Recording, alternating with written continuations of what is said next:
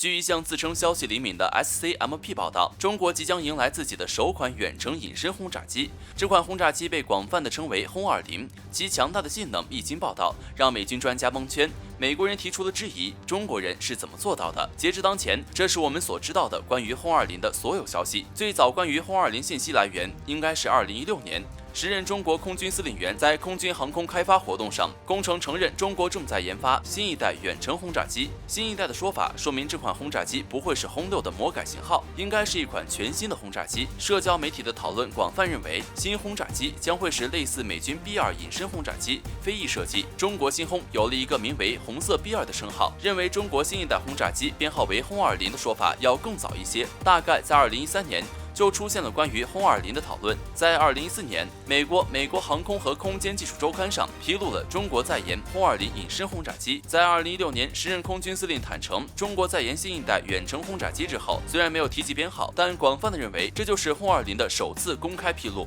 此后，央视等官媒节目中开始公开讨论轰20。2018年5月，中航工业西飞场推出的宣传片《大国起飞》结尾被幕布遮盖了一款新机型，外形酷似飞翼设计的新军机。军事观察人士认为，这就是轰20隐身战机的第一次公开亮相，确定轰20应该在西飞场研发生产。到了2020年，关于轰20的消息越来越多。5月份 ，SCMP 报道称，轰20可能在年底的珠海航展上展示，后因新冠肺炎航展取消，该消息不了了之。同样在2020年5月份，有国际媒体报道称，轰20于当月进行了首飞。最新的 SCMP 的报道则披露了不少关于轰20性能的参数，引发了全球关注。美军专家指出，这样配置的轰20轰炸机，美国人造不出。SCMP 最新披露的轰20性能参数的确让人吃惊。据媒体的报道，轰20航程将达到12000公里，可以搭载45吨弹药。飞翼设计，相对于现役的轰6系列轰炸机，这是一个巨大的飞跃。B2 隐身轰炸机航程11000公里，可搭载25吨弹药。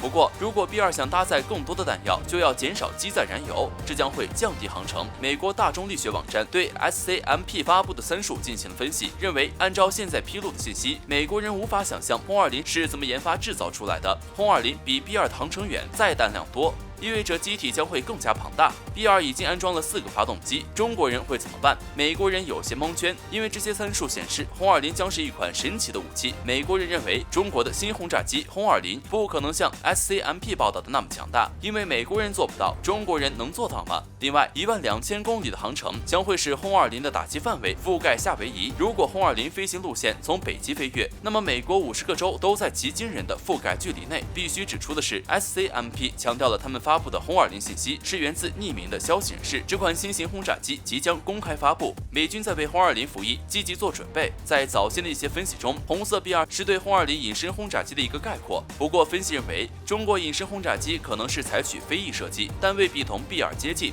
有人对2018年西飞场幕布下的军机做了一些 CG 效果，显示这款战机与众不同。也有分析认为，轰20参考了美军 F117夜鹰攻击战斗机的设计，同时也参考了美军 B2 轰炸机的气动布局方式。有意思的是 ，F117夜鹰攻击战斗机在2008年进行了最后一次飞行后就退出了战斗序列，美军将其封存在机库。但是2017年 F117夜鹰攻击战斗机重返美军空军系列，这让人感到惊讶。美军现役有 F22隐身战机、F35A、B、C 隐身战机以及 B2 轰炸机，在研的还有 B21轰炸机。为什么要重启 F117服役？毕竟这款美军最早服役的隐身攻击机技术已经过时，几乎无可能再重返战场。在1999年 ，F117被击落一架，击伤一架，这也是该隐身攻击机2008年退役的原因之一。也有分析认为，重启 F117返回现役，可能是因为 F117的设计比 B2 更接近轰20。F117可以在美军当着对手来进行分析和演练，美军为轰20的服役积极做准备。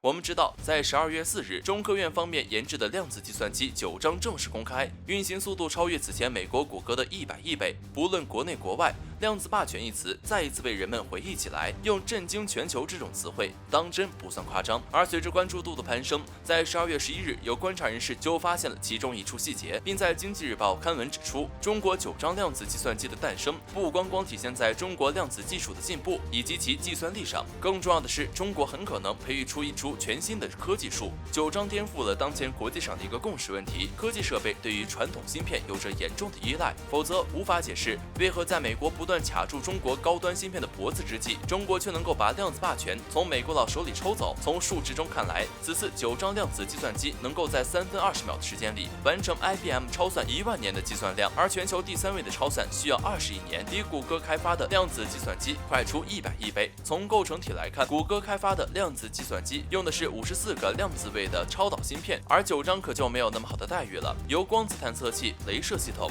镜片结构的光量子计算机组成。硅芯片没那好东西，毕竟美国佬握手里不松呢。从这一角度来说，9张完完全全脱离了当前国际上对芯片技术的依赖问题。这对于当前美国对中国不断抛出的底牌来说，完完全全就是颠覆性的存在。而一旦我国的量子技术成熟，并开始逐步从事军事领域、航天航空领域向民用领域蔓延，这对于近几十年的时间里一直趴在我国经济上吸血的西方国家来说，将是一次彻彻底底的降维打击。当然，也需要承认，现阶段芯片问题依旧是我国需要面对的弱点。毕竟，量子科技也不是靠催就能催得出来的，路还是要一步步走。这是否会是我国未来发展的一条全新科技树，一条可供弯道超车的轨道，还需要等待时间的验证。说个题外话，当前局面下颇为讽刺的一点是，对于9张量子计算机，国际上各大领域的权威机构还在发生祝贺之际，反倒是有不少网民开始里应外合地质疑其真实性，这倒是让很多人大开眼界。难不成这些质疑的网民比那些潜心实验室研究10几年甚至几10年的科研人员专业性更强？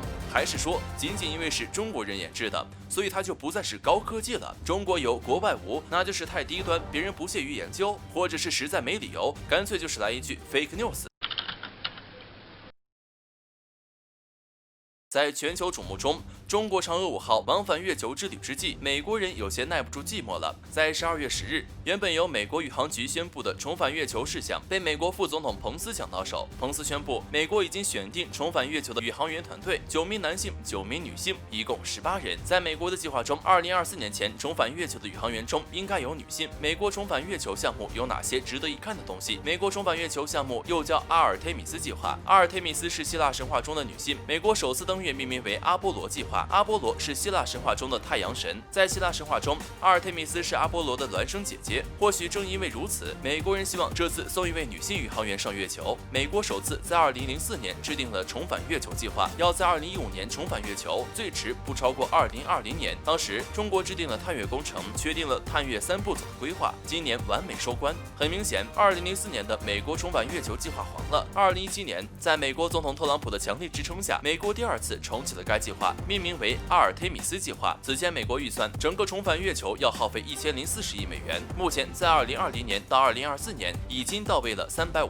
亿美元。美国计划使用最新的猎户座飞船，搭载4名宇航员登月。猎户座飞船在2014年首次飞行之后就一直没有动静。目前有消息说，为了登月，2021年猎户座飞船将会被重新激活，执行任务飞行。说好的联合登月，怎么美国人又不带小伙伴玩了？阿尔忒弥斯计划同美国空军此前的 F-35联合战斗机计划有个不一样的地方，就是美国人联合他们的所谓盟友参与。据美国宇航局的披露，阿尔忒弥斯计划现有8个国家签署，除了美国，还有澳大利亚、加拿大、日本、卢森堡、意大利、英国和阿联酋。不错，同 F-35计划一样，没有德国和法国。这一次，美国副总统宣布，18名宇航员团队中没有一位来自7个国家。看得出来，美国人只想小伙伴出钱，不要出人。美国重返月球的目的是什么？美国人重返月球的目的让人难以理解，因为美国在1969年成功登月，这一次重返月球被美国科学家诟病已久。有分析指出，美国之所以在2004年提出重返月球，是因为中国的探月工程受到刺激，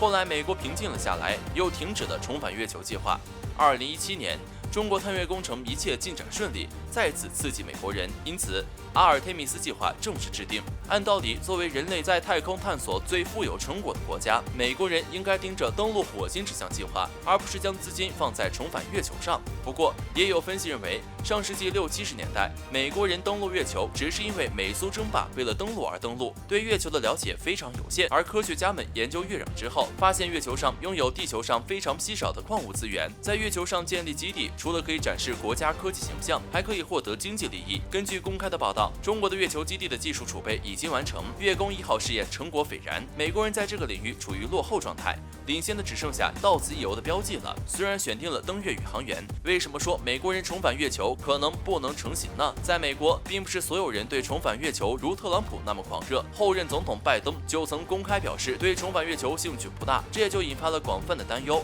拜登在2021年1月20日入驻白宫之后，会不会给美国宇航局的阿尔忒弥斯计划断粮？原本特朗普认为自己可以在白宫待到2024年，因此要求美国宇航局在2024年前一定要完成阿尔忒弥斯计划。现在看来，计划不如变化快，这也给美国重返月球的阿尔忒弥斯计划蒙上了阴影。过去很多年，中国人被贴上不按计划不守时的标签，现在真相来了。在很长一段时间，也不知道从什么地方开始，中国人被贴上不按计划不守时的标签。但2020年这个庚子年是一个有意思的年份，颠覆了人们的很多认知。这一年真相曝光的太多了，以前所谓的中国人不按计划不守时的这个标签被完全颠覆了，真相也来了。根据2005年的报道，当年中国公开了探月工程绕落回3步走计划，要在2020年完成；日本计划要在2025年前完成月球基地建设；印度要发射月球飞船登月；美国要在2020年前完成重返月球和建立月球空间站。目前看来，只有中国人按照计划完全落实了，